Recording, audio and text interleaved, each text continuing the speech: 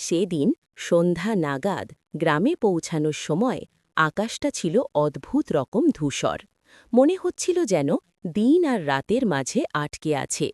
গ্রামের চারপাশে অস্বাভাবিক নীরবতা, যা সাধারণত সন্ধ্যার সময়ে থাকে না। কোথাও কোনো মানুষ নেই। দোকানপাট দ্রুত বন্ধ হয়ে গেছে। কুকুরগুলো যেন ভয় পেয়ে গা ঢাকা দিয়েছে। বাতাসে এক ধরনের ভ্যাপসা গন্ধ, যেন পুরনো ভেজা কাঠের সঙ্গে দীর্ঘদিন ধরে জমে থাকা ছত্রাক। অনিরুদ্ধ মামার বাড়িতে পৌঁছে দেখে দরজা আধখোলা। ভেতরে ঢুকতেই দেখে মামা মামি যেন অস্বস্তি নিয়ে বসে আছে। চোখ দুটো ক্লান্ত, মুখে চিন্তা। ঘরে পা রাখতেই মামি বলল, আজ তুই একটু আগে এসে ভালো করেছিস। এ গ্রামে রাত বেশি জেগে থাকা ভালো না। অনিরুদ্ধ হেসে জিজ্ঞেস করল, কেন, ভূত আসে নাকি? মামা তাকালেন ঠান্ডা চোখে। এটা মজা করার বিষয় না। এই গ্রামে একটা নিয়ম আছে। রাত 12টার পর কেউ ডাকলে সাড়া দেওয়া যাবে না, চেনা মানুষের কণ্ঠ হলেও না। অনিরুদ্ধ ভাবল গ্রামের অন্ধবিশ্বাস, কিন্তু মামার মুখের ভয়টা সত্যি মনে হচ্ছিল। মামি বলল, ওই পুরনো বাড়িটার দিকেও যাবি না, যেটার সামনে বড় বটগাছটা আছে। অনিরুদ্ধ চুপচাপ হালকা মাথা নেড়ে সম্মতি দিল, কিন্তু ভিতরে ভিতরে হাসছিল। যাই হোক, রাত নামল। 11টার দিকে চারপাশে হঠাৎ নেমে এলো এমন নীরবতা, যেন পুরো পৃথিবী ঘুমিয়ে গেছে।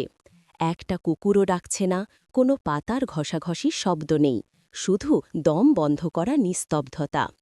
অনিরুদ্ধ চুপচাপ বিছানায় শুয়ে ফোন স্ক্রল করছিল, কিন্তু বাইরে অন্ধকারটা যেন অস্বাভাবিকভাবে ঘন হয়ে উঠছিল। হঠাৎ কি মনে করে সে বারান্দায় দাঁড়িয়ে বাইরে তাকাল। দূরে গ্রামটার শেষ প্রান্তে সেই পুরনো বাড়িটা দেখা যায়। স্বাভাবিকভাবে অন্ধকার হওয়ার কথা, কিন্তু আজ যেন জানালার ভেতর অল্প একটু হলদেটে আলো জ্বলছে, আবার নিভছে, আবার জ্বলছে, নিয়মিত নয়, এলোমেলো। হঠাৎ তার মনে হল, ওটা কি কাউকে টেনে নিয়ে যাওয়ার মতো আলো? না, হয়তো তারই ভুল। হঠাৎই গেটের বাইরে কোথাও একটা টুক টুক শব্দ হতে লাগল। মনে হল যেন মাটির ওপর কেউ ধীরে ধীরে পা ঘষে হাঁটছে। অনিরুদ্ধ ঝুঁকে করে বাইরে তাকিয়ে দেখল, সামনে কিছু নেই, কিন্তু পায়ের শব্দ থামেনি। মনে হচ্ছিল শব্দটা যেন অন্ধকারের ভেতর লুকিয়ে থাকা কারোর। হঠাৎ পায়ের শব্দটা থেমে গিয়ে এক অদ্ভুত ভারী শ্বাসের শব্দ শোনা গেল। অনিরুদ্ধ ভয়ে দ্রুত ভেতরে চলে এলো, দরজা বন্ধ করল।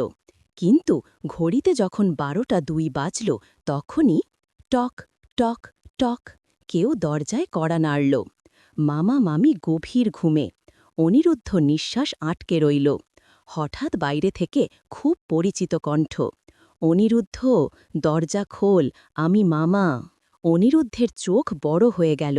মামা তো ভেতরেই ঘুমাচ্ছেন, তাহলে বাইরে কে? সে চুপ করে রইল। বাইরে দাঁড়িয়ে থাকা সেই কণ্ঠ আবার বলল, খুল বলছি, দরজা খোল, তোর সঙ্গে জরুরি কথা আছে। কণ্ঠটা ৯৯% তার মামার মতো, কিন্তু শেষ শব্দগুলো এমন এক অদ্ভুতভাবে টেনে বলা যে মানুষের স্বরের মতো নয়। হঠাৎ জানালার পাশে ঘষাঘষি শব্দ।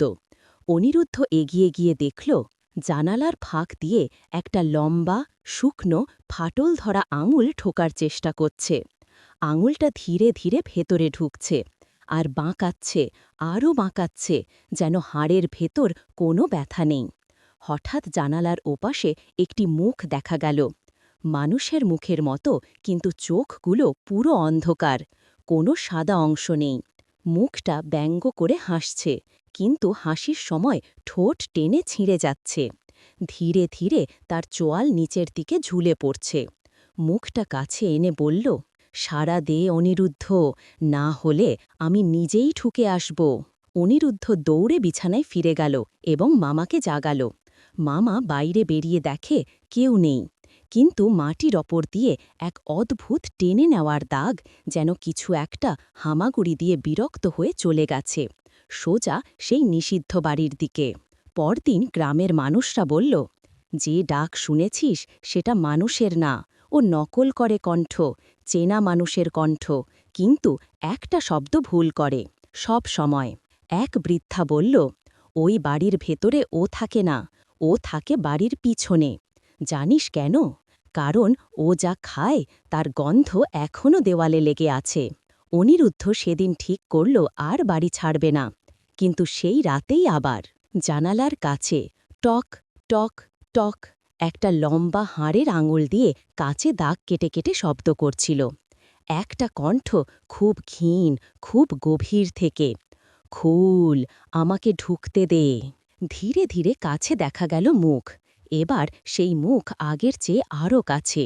চোখের গহ্বর থেকে কালো তরল পড়ে কাঁচ বেয়ে নেমে আসছে।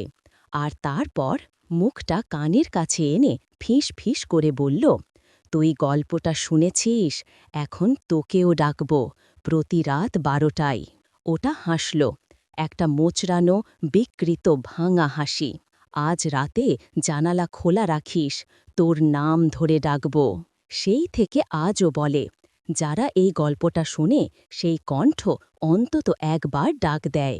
এখন প্রশ্ন হল, আজ রাত 12টা বাজলে যদি কেউ তোমার জানালার কাছে এসে খুব চেনা কণ্ঠে তোমার নাম ধরে ডাক দেয়, তুমি সাড়া দেবে?